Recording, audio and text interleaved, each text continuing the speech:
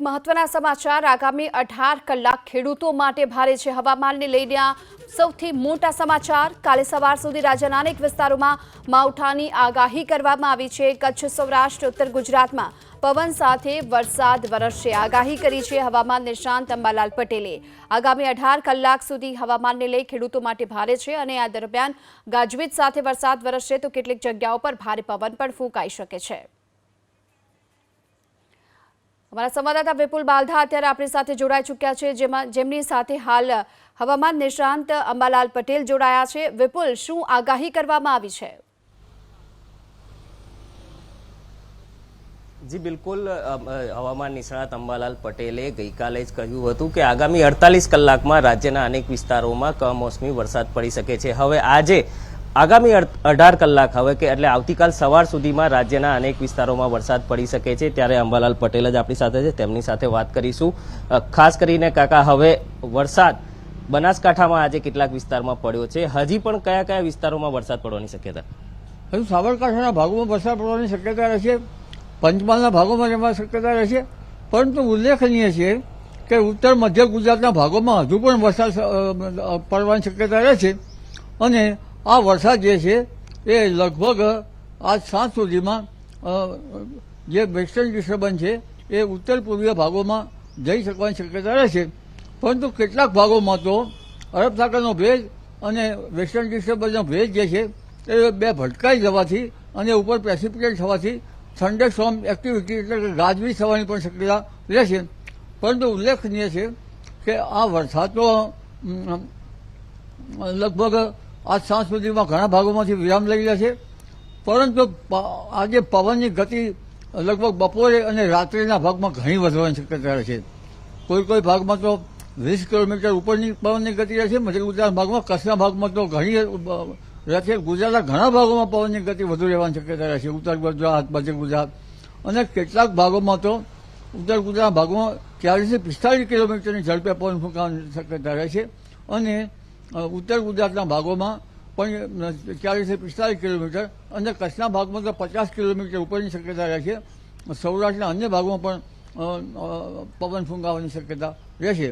એટલે આ જે છે એ વાદળ વાયુનું જે વેસ્ટર્ન ડિસ્ટર્બન્સ છે એ હવે લગભગ આજે સાંજ સુધીમાં હટી જશે, પવન આવશે, પરંતુ તે પછી પણ હવામાનમાં પલટા આવ્યા કરશે। ખાસ કરીને જે ગાજવીજ સાથે વરસાદ પડવાની શક્યતા છે, કયા કયા વિસ્તારમાં હજી આગામી આવતીકાલ સવાર સુધી વરસાદ પડી શકે? હવે આગામી સમયમાં જોઈએ તો લગભગ કેટલાક ભાગો પૂર્વ ગુજરાતના ભાગો અને લગભગ કેટલાક ઉત્તર ગુજરાતના ભાગો, જેમાં સાબરકાંઠાના કોઈ ભાગોમાં ગાજવીજ સાથે વરસાદ થવાની શક્યતા રહેશે અને લગભગ મધ્ય ગુજરાતના કોઈ ભાગમાં ગાજવીજ સાથે વરસાદ થવાની શક્યતા રહેશે અને કચ્છના ભાગોમાં પણ ગાજવીજ સાથે થવાની શક્યતા રહેશે। એટલે જ્યાં બે પવનો ભટકાય પડશે ત્યાં ગાજવીજ થશે અને અન્ય ઠેકાણે પવન સાથે છાંટા થવાની શક્યતા રહેશે। એટલે આ જે વેસ્ટર્ન ડિસ્ટર્બન્સ છે એ સાંજ સુધીમાં વિખરાઈ જશે। વેસ્ટર્ન ડિસ્ટર્બન્સ લગભગ 3 કે 4 દિવસ સુધી રહેતું હોય છે, ત્યાર પછી 5મી તારીખે વેસ્ટર્ન ડિસ્ટર્બન્સમાં આવશે અને ત્યાર પછી લગભગ વેસ્ટર્ન ડિસ્ટર્બન્સ આવ્યા કરશે। પણ 11 અને 12નું વેસ્ટર્ન ડિસ્ટર્બન્સ છે એ જરા મજબૂત થશે। પવનની ગતિ અંગે જોઈએ તો આ પવનની ગતિ હવે ધીરે ધીરે બીજી ત્રીજી તારીખે પવનની ગતિ ઘટી જશે, વચમાં પવનની ગતિ વધશે। પરંતુ જે 12મી તારીખની પવનની ગતિ હશે 11-12માં એ પવનની ગતિ વધારે છે અને આ પવનની ગતિથી ખેડૂત ભાઈઓએ ધ્યાન રાખવાની જરૂર છે, કારણ કે આ વખતે પણ હવામાનમાં પલટો આવવાની શક્યતા રહેશે।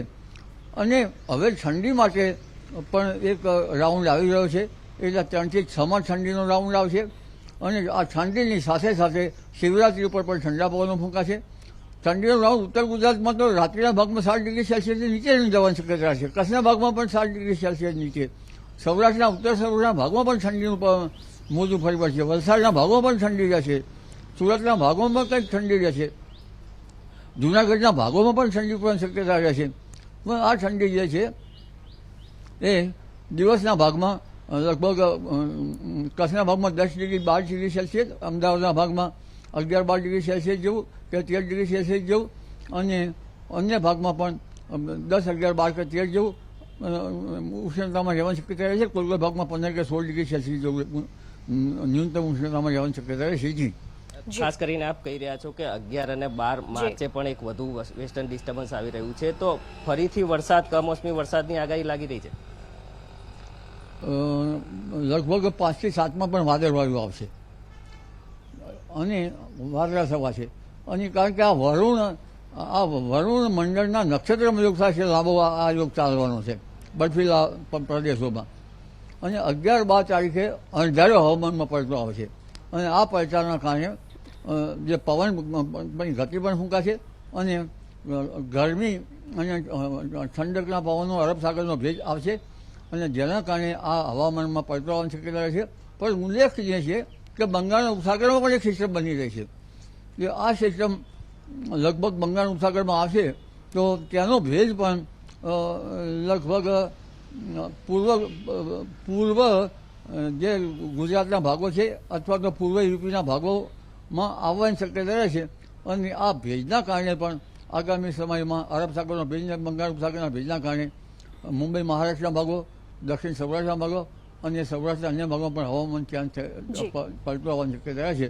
એટલે એક પછી એક વેસ્ટર્ન ડિસ્ટર્બન્સ આવી રહ્યા છે જે તારીખ 12 સુધીમાં ગુજરાતને પ્રભાવિત કરી શકે તેમ છે. જે